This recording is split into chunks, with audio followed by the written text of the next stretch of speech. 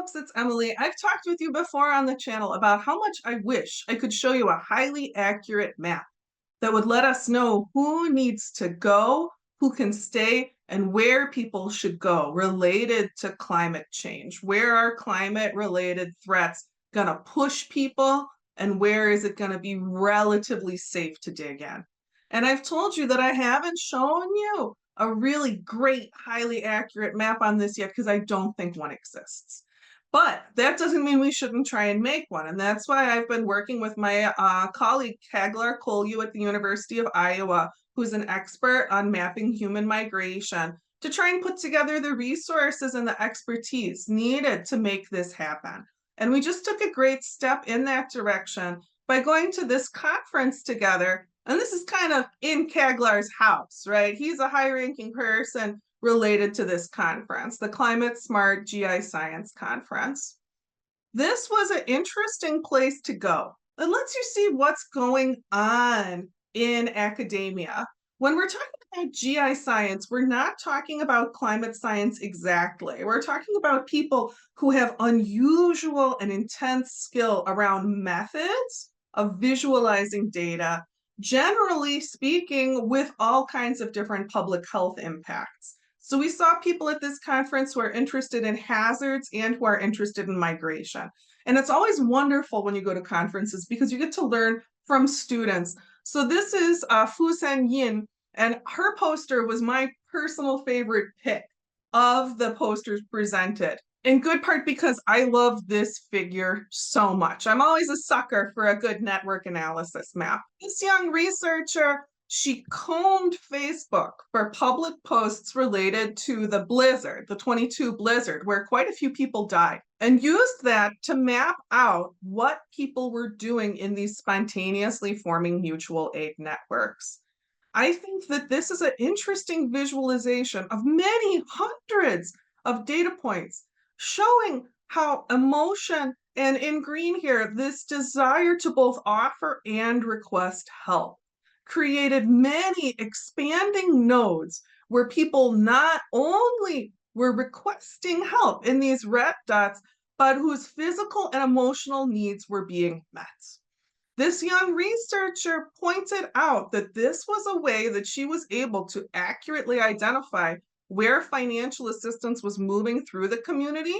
And as we move into a more hazardous future where we expect more extreme weather events that will require community and mutual aid, this would be an identification method that would allow state and federal resources to start funneling resources into existing community aid networks. This would let them identify and contribute to spontaneously formed existing community aid networks. It's brilliant. This visual by ZJ Zhao, I wanted to share this with our community because I thought that it would touch others as well as myself. To see that there are young researchers who are passionate about biodiversity preservation, looking into this future. Here in China, these beautiful visuals he generated showing the spatial overlap of current species biodiversity and the potential for renewable energy sites, because China is trying to aim for net zero at 2060.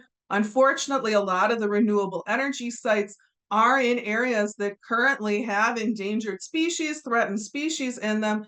He wanted to take some time to visualize these threats and then to elevate our awareness of the species. This young researcher, he expressed a passionate and deep love of many species, but the one that he most wanted to hold up to show to an international America-based audience was the takin. I was really very moved by this opportunity to connect with another sort of arid grasslands ecosystem and to feel the love that its people have for the creatures there, to feel passionately that these issues of land, biodiversity, and our emotional relationship are not just deeply felt by many of us here in the United States, but that there is an international passion for our land relationship that is rising up at this difficult time in our history. At this conference, I met many researchers who do have methodological components for what we will need to construct a climate migration map. And I was able to learn some very interesting things about backwards looking studies on recent climate migration. I'll tell you some details about a very interesting analysis done on who moved after Hurricane Sandy. So here we're looking at a small part of the US population. We're looking in the Northeast related to Hurricane Sandy. It was striking and is consistent with other things that I've read that no matter how destroyed things are, about 80% of people will choose to rebuild, only 20% will choose to move. So this research group did real deep dive demographically to figure out what enables people to move, who's in that 20%. Of course, there are going to be many factors that could be potentially significant. I was very interested in the depth of this analysis. This research group, which I'm not going to call out right now because I don't want to share too much pre-published work, right? Was doing really cool random forest analysis to sort through what could be the significant relationships between all of these demographic and ethnographic factors. Education emerged as a big one. It helps to have money to move, right? Money is positively correlated with your ability to move. But the thing that appears to bat first is education, having the knowledge in your hand. And that makes it all the more important that we continue to work together to try and develop resources to help people see where it's intelligent to move. Because with pretty contemporary data, and this is a visualization from Kegler, I love the way that he visualizes human movement. You can see that this is a flow map where we can see populations moving in and out of the different US states. We can see that some people are making pretty good choices, like Pennsylvania, that's a good climate destination by and large. North Dakota, surprisingly good. And you have to figure a lot of people who are going there now are going for the oil and gas industry. But there's worse things than young, technically skilled people developing a relationship with a place that has a future, right? But we can see that people are also making confusing choices, that there's a lot of continued inflow to Arizona, particularly from California, and that there's a lot of inflow to Florida, most strongly from New York.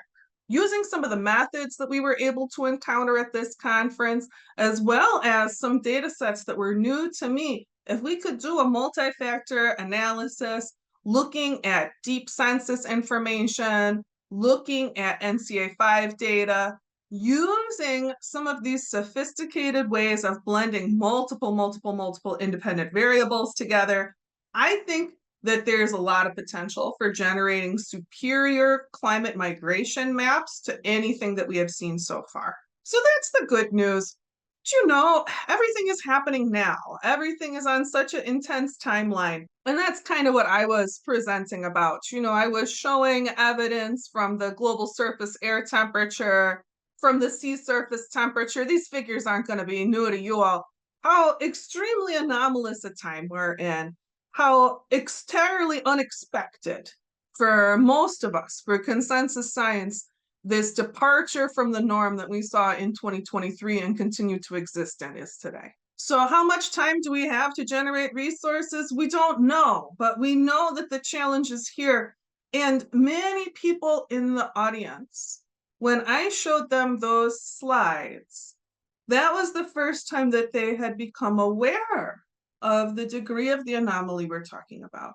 Because I want to stay again, this GI science community, this is a community of scholars that does complex analysis and visualization. They're not directly climate scientists themselves. Here we're going to get into the bad news. You know, this conference, because these people are not directly climate scientists themselves, they had the plenary speaker, the speaker to open the conference, come in from NOAA. They had a director level person from NOAA come in and open the conference.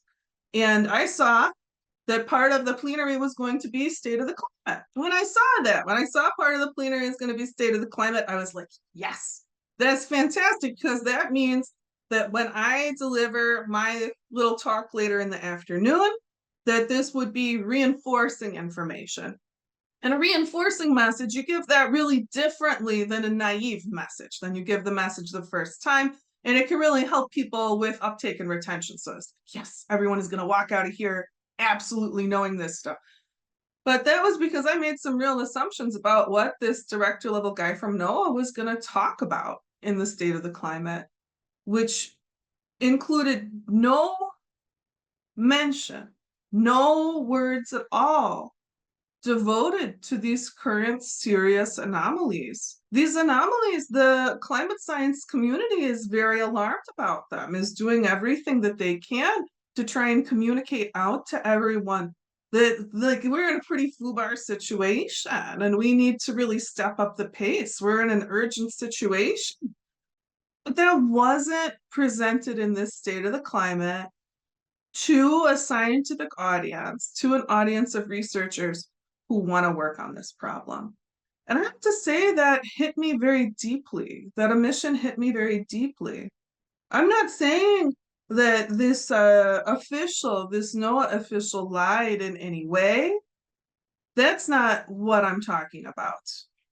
This, you get to the top in these organizations by being a person who's on brand for messaging, right? And the messaging that he was delivering is still fighting the last battle. The messaging he was delivering was still about, is climate change human cost? I feel like that's not where we are anymore. In the 2010s, when I was working in climate around 2014, 2015 is when I started working in climate. There was more division in the country. There were more people who were skeptical about the reality of what we were dealing with. But that percentage is very low now. More than 80% of Americans, when polled, think that climate change is happening. They think it's a serious problem. They think we need to address it. It is the top issue for all people under 40. It's not a divisive issue. It's not an issue where we need to keep beating the horse. It's an issue where we need action. And it's an issue where we need to know how serious things are. For me, going to this conference and experiencing this absence of information about this very serious moment in which we find ourselves. The fact that I was the voice for this information at this moment in which we find ourselves was a startling moment. And I'm very grateful to all of you in the AR community who support me and support my conference travel so that we could have a voice speaking across the silos of the academic community as to the importance of the Earth observations at this moment. It is because of our work that 60 international scholars were able to encounter and absorb information about the 23-24 climate anomalies. And I don't think we can even know how profound the downstream impacts of that may be. So this was a heavy moment for me, and it took me a couple of days. This was on Monday that I spoke, and now it's Wednesday. It took me a couple of days to process it as a gift. Because the first reaction, the gut reaction, is this terrible sinking feeling that there's not enough grown-ups in the room, right? That there is always this fantasy. Maybe you all are past this. There's still this fantasy in the back of my mind that like there's this plan that's going to save us, right? There's going to be some top-down plan to save us and everything is going to be okay. I know it's a fantasy, but it's still in there. This was a moment where it's like what we can do ourselves is what there's going to be. I think we knew that already, but it's like you always got to be piercing through the veil, right? And overall, this conference, very good experience. Wonderful group of international, deeply thoughtful, passionately ethical, committed scientists who want to put all of the power of visualization, all of our ability to sort through multiple factors towards helping people and towards seeing how people help each other and how they can be empowered. Wonderful research group. So I think it's worth sharing a little bit of information about Columbus because Columbus made it very clear by having representatives come to the conference that they want to be seen as a climate destination. And I was actually impressed enough by everything that I experienced in Columbus that I want to talk a little bit about it. So I'm zoomed in here at our wet bulb temperature risk level map. Columbus, Ohio is in Franklin County, which at 2C is going to have a wet bulb temperature risk level of plus 3 weeks. This city, Columbus, Ohio, it's kind of like a fusion between a Midwest city and a Southern city. At 1.5C where we are now, you can definitely feel that southern flavor. I personally feel quite comfortable in areas with a wet bulb temperature risk level at or below 3 at 2C. So I would say that Columbus, Ohio, well, it is going to have increasing heat threats and is likely to have decreased nighttime cooling in the summer. I would say this looks like an acceptable destination, particularly if you prefer a warmer weather destination. We spent some time exploring the city. Sure, there's inequalities there, like everywhere, but overall, we were really very impressed by the friendliness of the local culture. It was very welcoming. City representatives say that they want 1 million people to come there by 2050, which is pretty crazy, but like that's a city in a welcoming posture. That's a city that wants people to come there. The renovation and restoration work to preserve some of the original architecture in the city is really quite beautiful. The food scene is great, the art scene is great. And if you love biodiversity, you probably want to check out the Columbus Zoo. Of course, we did. I didn't know this before I went, but one of the things that the Columbus Zoo is really into is turtles and tortoises. They have a tremendous variety of critically endangered turtles and tortoises, a cool general focus on the chillest of animals. Like they have a manatee that they care for there, sloth, koala. Anyone who's going to just be hanging out is clearly extra welcome at the Columbus Zoo. And the focus they put on turtles and tortoises was really cool because I didn't know before I went. That is your most threatened general category of a vertebrate for biodiversity loss because of, in good part, not just habitat loss, but the terrible trade in turtles and tortoises for pets and for traditional medicine. So that's sad and horrible. And it's, I think, worth knowing that if you take part in this trade, you're having a real negative impact on living things. At the Columbus Zoo, of course, there are many volunteers. And I wanted to talk about a volunteer that I met who is interacting with the Seychelles tortoise, which you can see these tortoises appear to love human women interacting with them. I can say from seeing this tortoise interacting with a human woman, they appear to really like us. This lady, I was really pleased to meet her because I met her when I was still kind of reeling from the fact that this State of the Climate address by a NOAA official didn't include any mention of this significantly anomalous time in which we find ourselves, a time where the call for action should be particularly forceful, should be particularly meaningful and urgent. I was like, like sometimes it can feel like too much. Then I see this woman standing there in the pen with this giant tortoise. And this tortoise is so happy to be hanging out with her. I know we always anthropomorphize animals, we project onto them, but this tortoise looked delighted. And that's a happy thing to see, is a really pleased 450-pound animal. And this woman, she was such a beautiful woman. It's a rare thing to see a person who is just gorgeous and naturally aging in their 60s. This one looked like she hadn't taken nothing from no one since like 93, like total tough lady. And she was so happy to be there with the tortoise. They're clearly like actually BFFs. They have a real relationship. And I was like, wow, this is a plum volunteer job. And she's like, oh yeah, someone's going to die to get this job from me. And it was very from her attitude that she was pretty sure other people would be dying before she did in this battle for continued tortoise access.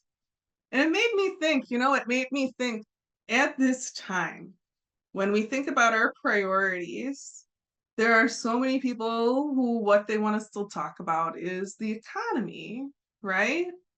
And that's the way that we can have quality of life. That's the way we can preserve our value is through preserving the economy. And that was another reason why I was really quite upset from hearing that plenary address, was this focus on economic health above the health of all of the living things on the planet. But there are many of us who what we want isn't like a new couch or a fabulous beach vacation. For many of us, what we want is the same sort of connection that this volunteer was clearly ready to like get in there and brawl for with living things. And that living things, they often desire this connection too. I think that we need to really embrace these alternative sources of value. And that if you're a person who has a hunger for that kind of connection to living things or to the earth, there's no better time than now to take whatever crazy step is going to help you get there. It really reminded me of, in 2020 when I had that deep gut impulse to go to ground, and I got to ground, and it helped me to heal and feel confident enough that I could found American Resiliency. It helped me be brave enough to found this organization. And that and all of this support and outpouring from the people in this community, that's why anyone was there to talk about this moment at this conference. That's our collective will there. We shouldn't give up on our ability to change what we can at this time. We shouldn't give up on our voice to change what we can at this time. And I think that it's important to know that there are other people like us out there, other people who are passionate about life, who want to fight this war for life, not for money. I learned a lot in the time in Ohio, and I'm grateful for all of your support helping me get to the conference and back where I am now. I think that we have more of the pieces, both in terms of the right people, the right techniques, and the right data sets to progress on the climate migration map project. And just as importantly, I think that by having our voice in the room, we were able to distribute information that had real value into a community that can make a difference. I feel like it's worth for all of us to know that we are part of something that wouldn't be there without us. And I mean, like, we're making basement quality PBS style videos on a small YouTube channel, right? This is not a slick or sophisticated operation, but we're getting voices in the room that wouldn't be there otherwise. We are helping to drive a movement where we can prepare for what's coming and we can think about what really matters, which is the earth and the living things. Perhaps more important than economic stability, which some people now think could definitely be optimized by riding this train all the way to 3C, for sure. We have to stop that. And money is only paying for voices that are going to let money do what it wants. That's what big finance is doing. That's what big funding is doing. The kind of scrappy situation that we have put together here, that matters. Thanks for being here with me. Let's keep doing it. Let's get ready. Folks, thanks for watching. I want to thank everyone in the AR community for your contributions that are keeping this nonprofit rolling. If you want to donate, there's a link on the About page of our YouTube channel or on the top bar of our website, www.americanresiliency.org. I'm very grateful to our donors, to our volunteers, to everyone spreading the word online, and especially to everyone doing the work on the ground. I want to let you know we are continuing to look for a solid climate data set for Mexico. I think more and more of us really want a Mexico overview. If you've got a lead, please email me at ar@americanresiliency.org. Thanks for getting ready with me, and talk with you again soon.